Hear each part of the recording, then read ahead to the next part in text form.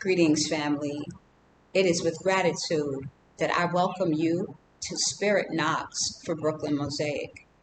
As you can see, it's coming out of a meditation, and I'm here to tell you all today that before you can really make progress with your journey, your spiritual journey, walking your spiritual path, you really should understand meditation. And meditation is not what you just saw. That's only one aspect of it. Some people see it this way. You're sitting with your legs folded in an uncomfortable position, eyes closed tight, fingers, middle finger and thumb pressed together. That really depends on what you're trying to activate. Oh, look at this. Y'all got paint on my hand. I was painting. So it's many different things. Meditation is not the stereotypical version that I just explained to you. That's just one way. I have to tell you, when I first started meditating, I couldn't imagine sitting still for that long. I could not get my brain to rest. There's actually a term that they call monkey brain, and it's just kind of like, a whole lot of activity, a whole lot of jumping around. You can't get your mind to steady, right? You can't get your mind to slow down. That's how everyone starts off. And I don't know about everyone. I can speak for most people that I know and people that I've studied with. There's this feeling of your mind racing and not being able to kind of calm, and that you can't sit still for that long. So I started off with a meditation for 2 minutes, and that was a huge deal for me to sit for 2 minutes, right? Then I progressed like a few days later to 5 minutes. A few days later, 7 minutes. And I'm like, whoa, I'm in the big time now. Then one day I came on Clubhouse, and there was this Nigerian minister called The Catalyst. And he was doing a service. And at the end of the service, he did a meditation. And so at the beginning of the meditation, I was like, here we go. Hopefully it won't be too long. But he's called The Catalyst. So maybe he has some type of power or insight that I don't know about and I can learn from. And so I was open to that. So a good 2 to 5 minutes into the meditation, I realized that I'm really starting to feel calm, which is different. And I wasn't sitting up. I was laying down flat on my back with my hands to my side. I was laying on my yoga mat. I was breathing properly, where you take in the air and fill your belly with air. And when you exhale, you let all the air out. I was doing it that way. I really felt a difference. So as we get further into the meditation, I start to see colors, y'all. Purple. Purple is the color that I saw. And I was blown away. And I actually felt a little high, like I wanted to open my eyes because I couldn't believe that I was seeing this color purple without my eyes being open. How is that possible, right? But when we talk about purple and blue, we're talking about the chakras. And we're going to talk about the chakras in this series because that's part of what you need to understand as well. So my meditation breakthrough was after doing 15 minutes. I was able to see a color. It's like purple and violet. Those are the colors of the crown chakra and the third eye. Okay. So about a week later, I try to get back onto this same room because I want that feeling again, right? Like I'm thinking like this must be how people feel when they're on psychedelics and they claim they see colors, right? So the following week, I go and I miss it because the time frame is a little different in Nigeria. So I missed the room and I didn't hear where they did a meditation.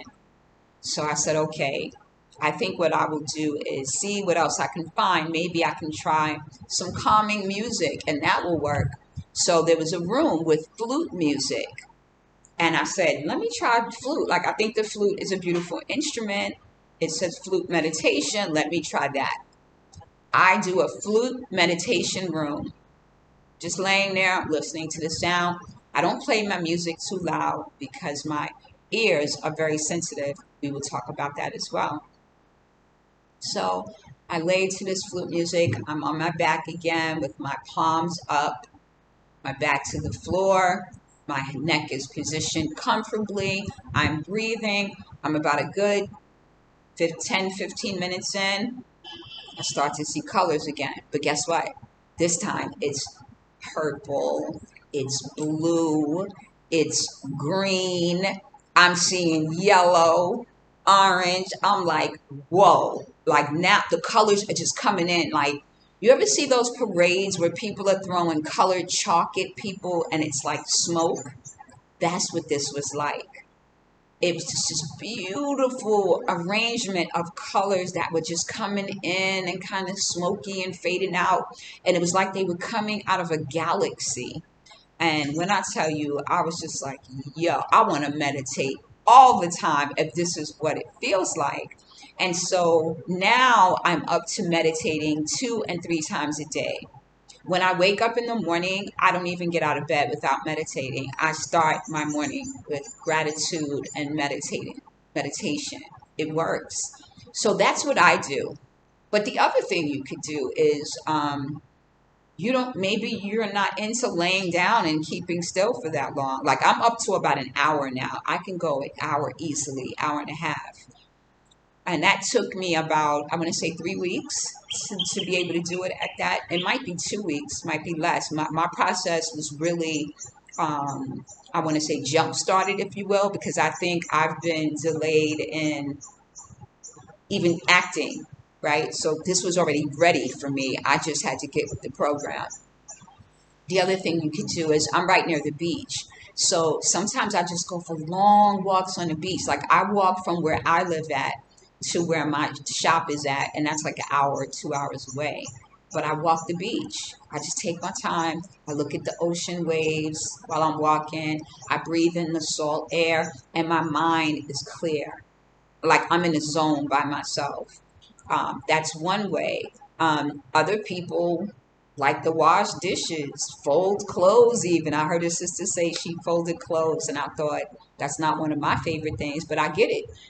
Find that thing that you enjoy, and that becomes your way to meditate, because meditation is either finding a visual or a way to write down whatever it is. Maybe you're a writer, and maybe your meditation is writing in your journal or your diary, or maybe your meditation is collecting items. Maybe you want to go and just pick up seashells on the beach, or you know flowers, go gather flowers, or walk around in your backyard several times, or go and exercise. Like, meditation is different for different people. So don't get locked into one way and then feel like you're not good at it. Maybe that system is just not good for you.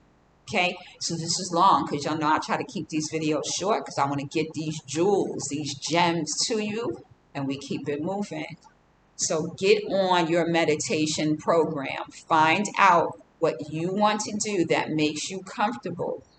Know that with your meditation, you can do it with silence. You can do it to nature sounds. You can do it to sound bowls, which are really beautiful and activate the chakras. You can feel them vibrating through you. You can do it to your favorite type of music. One sister told me that she lays on the floor after a shower wrapped in her towel and plays Mary J. Blige. And I love that. So you can do what works for you. Just find out, get to it, because the sooner you get in tune with your body and your chakras and where your blockages are, your spiritual journey will just rocket. And I wish that for all of you. Blessings, soul family. See you in the next one.